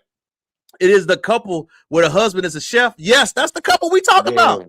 Yes, the couple, y'all. The world is getting tired of America's BF. Selfish society, selfish people. We definitely agree, y'all. I'm tired of people's personal life on every platform. Why do I need to know strangers' business and issues? You said what Mike just said. I agree, y'all. I agree, man. You know, getting back to the news that we care about the most, Mike, and I believe this is a summary. Y'all know how we do. Like, share a live, comment, all that stuff. Family, tell us where you from. Tap in with us. All right, Mike. Hey, don't just like, share, subscribe, but hit that Cash App on the bottom, man. Hey, we gonna keep it rocking, Mike. 2026, y'all, is a hell of a political year for everybody. 2026, you know, we love to talk about current events. Mike, why is the fight for reparation not the same way as our fight for immigrants? Everybody all across this country. Mike, can they hear me? They can't. Can they hear me in the back?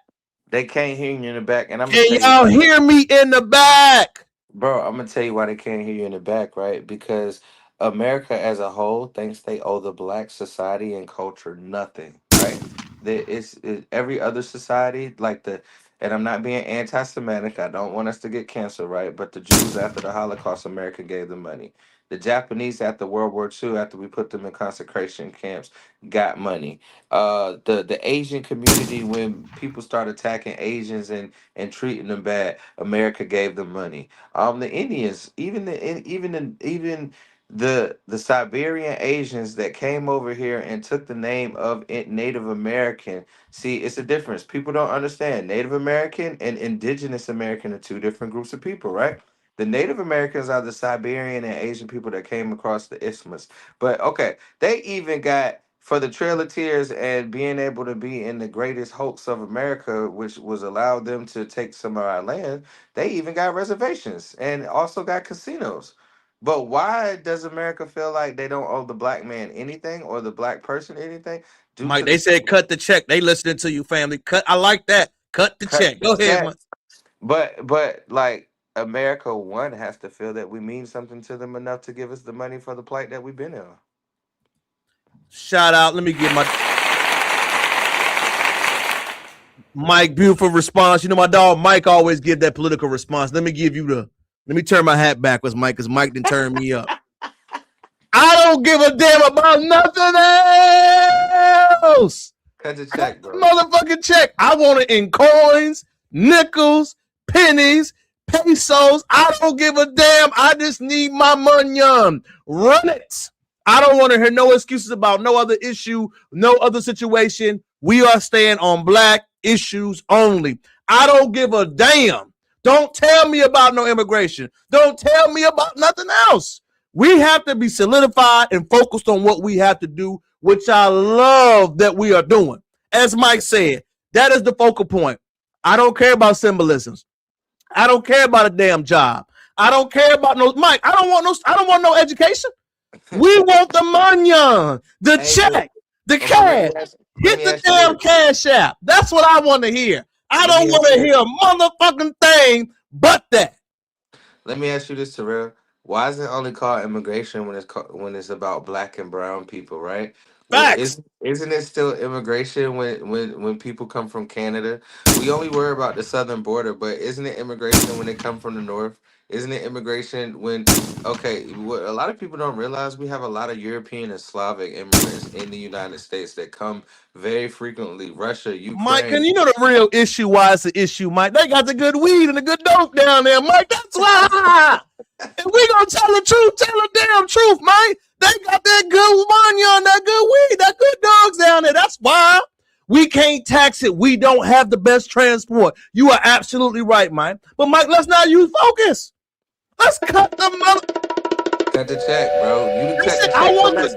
They cut the check for less, bro. That's it, Mike. I don't want to hear nothing. If you got to figure it out, you figure it out. All I want is the cash. Shout out to San Francisco. Shout out to San Francisco, Mike. What do you think about that long thing going on right now? First of all, I'm trying to move to San Francisco because if they giving, if they giving, I just don't see it being plausible, and this what makes me very concerned. Because how can you give $5 million to every resident of your city? You know what I'm saying? She said, "I got to volunteer on, John." I don't, that's right, Tennessee. I just put it on because my hair looking terrible. That's why, y'all. I appreciate you for noticing. Cash rules everything around me. Cream, get the money. Dollar bill. That's it. That's it. What does he say, man? For one of the guns to stop identify as black and recognize a traditional Indian hunter. We with you, family. We with you, crew. I am not opposed to what you saying. My stepfather's from Ukraine. Shout out to your stepfather. We don't know. We just asking, Mike. All we saying, ladies and gentlemen, is that the motion and the vision has to be the same. We are not our parents' generation. No disrespect to our parents. We love them, Mike. We are not all out. We're not symbolism. We're not the first black. I don't give a damn about none of that. The first black judge. Mike, what does it matter? We don't care. I don't want to hear that. I don't want to hear who. Look, you could be white. If you vote for reparations, I'm getting you in there. Facts. That's where we at with it. We ain't for black faces in that spaces, Mike. But see, if they truly have to cut the check from an economical standpoint, this could bankrupt the United States. He said tether, Mike. That's funny. That's funny. Mike, can I say something? I don't give a damn, Mike. You figure it out. Check, bro. They got cut it, Mike. What Young Dog say? Cut it. That's it, Mike. That's it, man. I know it's getting late for my dog. If y'all don't know, my dog Mike is on the East Coast, Mike. I can already see you got them Floyd Mayweather money eyes, G. If you got anything you want to say. Hey, man, let's keep going. I'm having fun. Let's keep going. My dog Mike said he rocking with it. Mike, you know, as we always give updates, y'all, remember, we always got to spin the block. This is how we do. If you do not remember that story out of Minnesota, Mike, Minnesota is no faulty of it as situations happen. Remember, Mike, the Minnesota officer who was acquitted of shooting Philando Castile, Mr. Geronimo Yantes, shot him 5 times. Carrying a gun, Mike, was found free of this charge. Most people do not know, Mike, this also happened in Minnesota. Minnesota has been a crime haven for a little minute now, Mike. When you hear these stories, especially what happened to tragedy to that young lady, Mike, what's your thoughts, feeling, and energy behind it? Minnesota, what y'all doing with y'all law enforcement, man? Y'all gotta get your what is America doing with its law enforcement? But hey, the only thing I know about Minnesota is to get real cold there. But we just gotta come on, man. We seen he got off for killing Fernando Castile. We all saw that on video. Until we start charging these people like they did the police officer that did George Floyd wrong, bro. Like dude said, how many people got away with it? It don't matter if they got the body camera or not. They still getting away with it. Like they still getting away with it until justice is served, and justice is served cold, bro. Until we start doing them like they doing us, it ain't gonna be no change. When we start doing them like they do us, then they gonna want to stop it real quick. Well, I think that what we're showing, Mike, is that we're not talking bad about what's happened to Miss Renee Good. It's a tragedy, but it's already been happening. But can it be selective outrage now? When we saw Mike in 2017, officer got off for shooting a brother 5 times. Facts. Why is it the outrage because she's an immigrant Mexican or whatever she is, woman, and she got shot? Why is it so much outrage? What I'm saying is, let's call a spade a spade. Anybody that gets wrongfully killed by the police, we should outrage. We should cry. We should rally. But we don't. But as soon as ICE shoot a lady in the face, oh shit, we need to rally. No, man. And I may be insensitive, but I mean every death means something, not just one.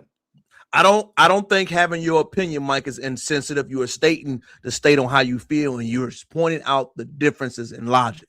We're not saying we're anti what happened to that lady because it was a tragedy, Mike, and we understand that. But we also understand if there's going to be a tragedy, it must be consistent. Because the problem is now, Mike, the horse is at the barn. You already said it was cool to kill niggas on camera. What's the difference? Facts, bro. We can't go back now. We already said we was cool with it.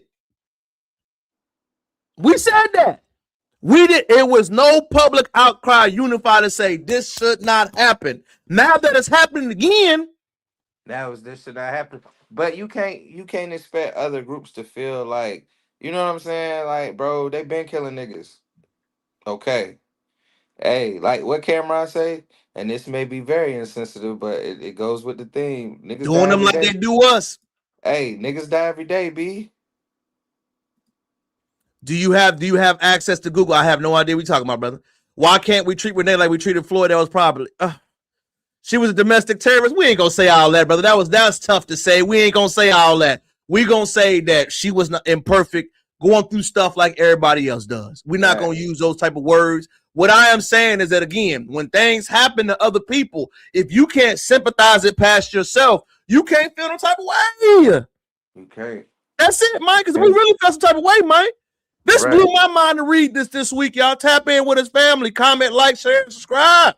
Mike, Little Dirk has been in solitary confinement since August 23rd, 29th, Mike, for 23 hours a day.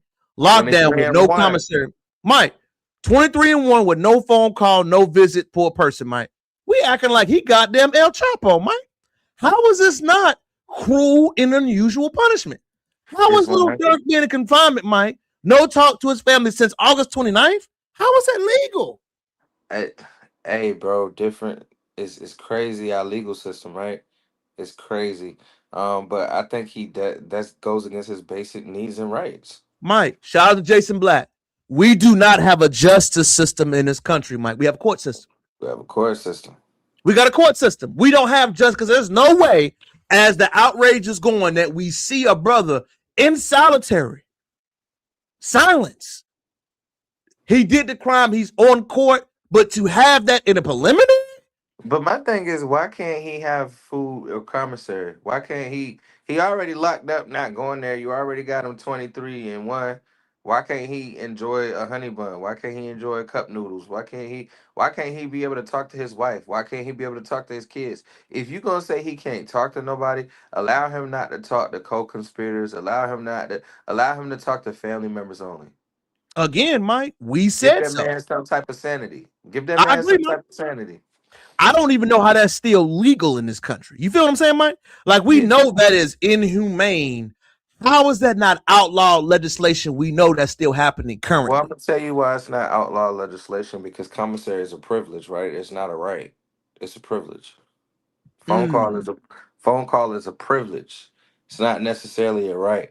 They said he can only have one phone call a month. So one phone call a month, he has to, and God knows how long they let him talk on the phone, but it's not a right. You know what I'm saying? We need to start seeing and understanding what type of rights these inmates have and maybe changing those type of things. But it's not a right. It's a privilege. So it being a privilege, they're allowed to do whatever they want. Facts. I agree with you. Facts on that. We still got more. We said we got to come in, Mike. Listen to the Ghetto Boys, I Joy. We love the Ghetto Boys, man. Okay, Randall. As Def Jam. What are you talking about? Listen to Call Therapy by Cootie Boys. Facts. We familiar with that song? Call Therapy. Facts. We are, Mike. We got another issue. I forgot to do it earlier, y'all. Tap in, Black Family, FBA. Mike, did you know that Trump has rejected, Mike, race-based reparations? He is focusing on lineage base. Let me go ahead and read it down. Let me break it down. Washington, President Trump has signed an executive order to pull the U.S. out of the U.S. coalition of the State Department claim that they're pushing an unconstitutional racist policy for pushing global reparations. The UN Forum of the People of the African Descent have promoted a racial grievance and victim-based social policies within the world's governing body that ran afoul through the 14th Amendment under equal protection under the Constitution official. America will no longer attend its credibility to racist organizations, said the State Department, as principal spokesman has spoken on this issue. Racist ideology who embrace DEI to see compel the United States adopt policy mandated race-based wealth distribution organizations such as the UN Summit of People of African Descent. The United States will be proudly withdrawing from this racist organizations. The issue, Mike, they were trying to push was a global agenda for race reparations based off race. Mike, your thoughts on the subject? So I'm trying to understand what you were saying. Basically, they want to withdraw from a organization that is race based and go with lineage based. Yes, sir. Yes, Okay, sir. so check this out, right? I'm gonna show you how this can be good for us. Race based shows that we're black, right? Or the color of our skin.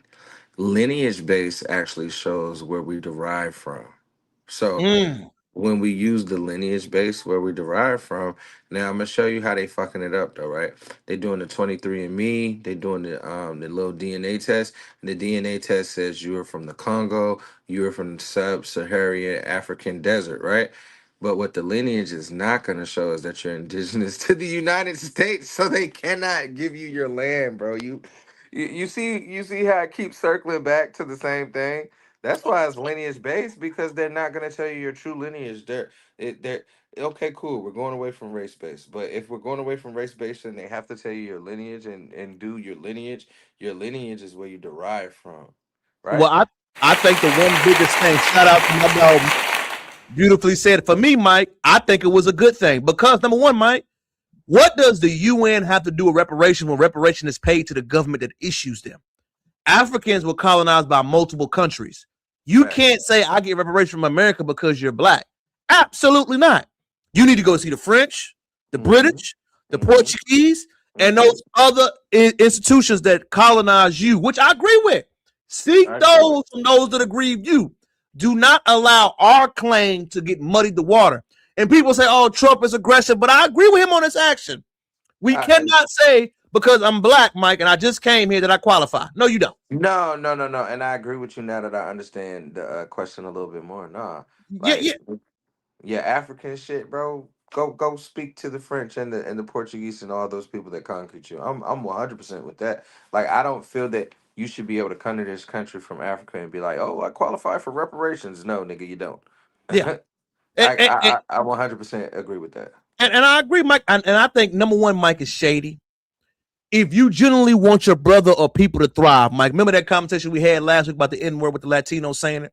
Right. If you are my brother and you emphasize that you rock with me and you love me, you will do that whether I want you to or not. You follow me? 100%. So because I have an issue with something, even if I don't like it, you got to respect me enough because you're supposed to be my family, not the other way around. So for Trump to make this stance and to publicly stand on it as strongly as he did, it's a win. I know we don't like him. I know he's brash. I know he's this. I don't give a damn. Cut the check. Bottom line. Fucking check, period. That's it, Mike. 23andMe is for entertainment purposes only, Mike. They agree with you. They know what they're doing. 23andMe filed bankruptcy. Where's the DNA data? I'm not saying, ooh, I did not know that, Mike. I did not know that. You should have a few generations here. Completely agree.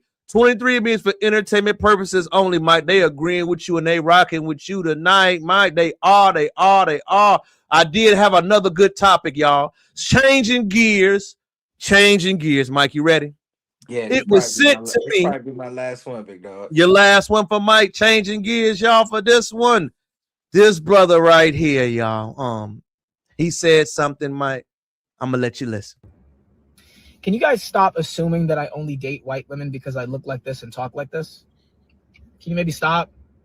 Every other black person I meet, after like 10 minutes into a conversation, like, oh, he only dates white girls. Or he dates black girls, but it's the Candace Owens types of black girls. Shut the fuck I don't have a racial preference.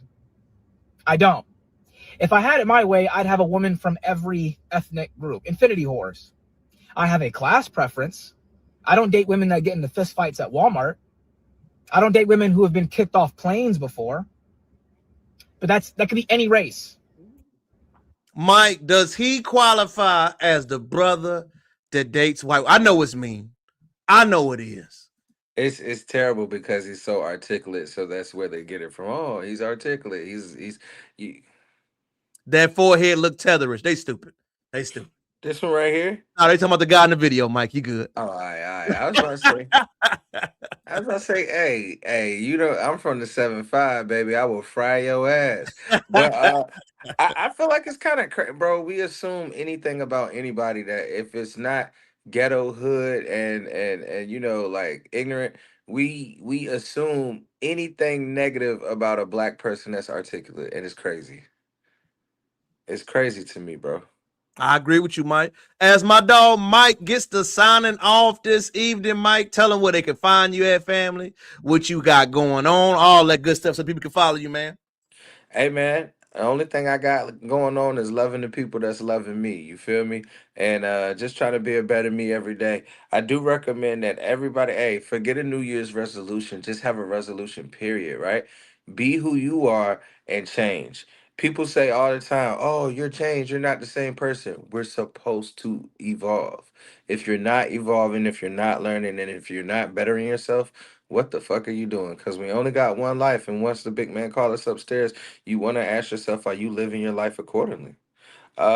Peace and love, man. I love y'all. Follow me on where McCall at. I need new friends. Follow me on Mikey McCall on Facebook. Peace and love as always. And remember, there's no testimony without a test, and there's no growth without a struggle. So go through these things with your head up high, and you can't be in the valley forever. You always have to end up on the mountaintop. I love y'all. Peace. Shout out to my dog Mike, finishing strong, y'all. We got two more things. Last one I like to go for my people is this. Did you know that Donald Trump is actually cutting what we call for the credit card payments? I want y'all to stay tuned.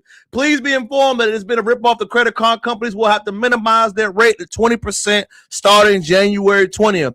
This will be a historic norm on how you consolidate, remove, and get your debt down lower. If you do not know, people, two big initiatives I want you to hear that's going on right now. The housing initiative. They will try to get housing and get people inside of housing to stimulate the economy. Stay tuned. If you're looking for a house, you want to purchase a home or sell a home, I want you to look for that program that is going to be released.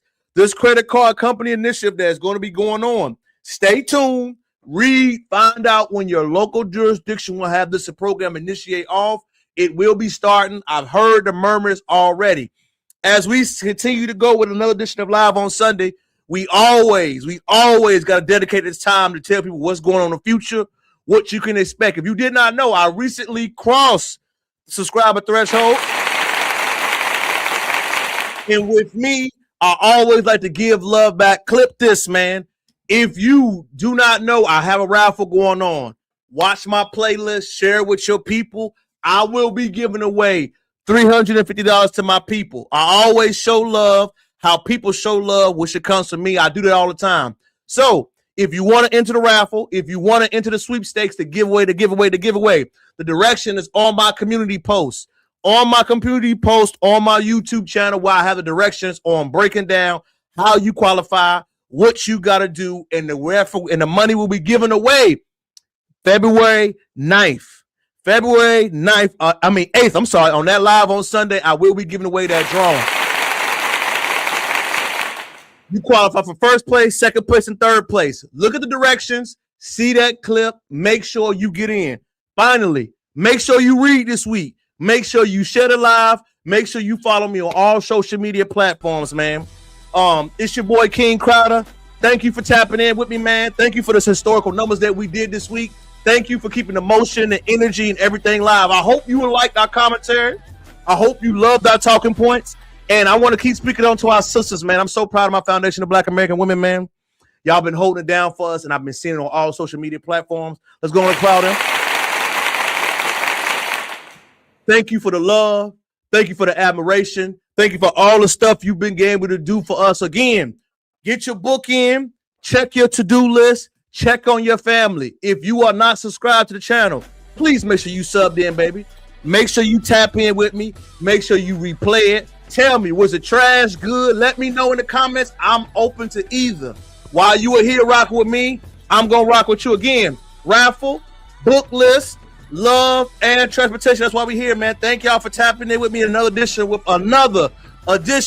of Live on Sunday. It's your boy, King Crowder, and I'm signing off. Peace.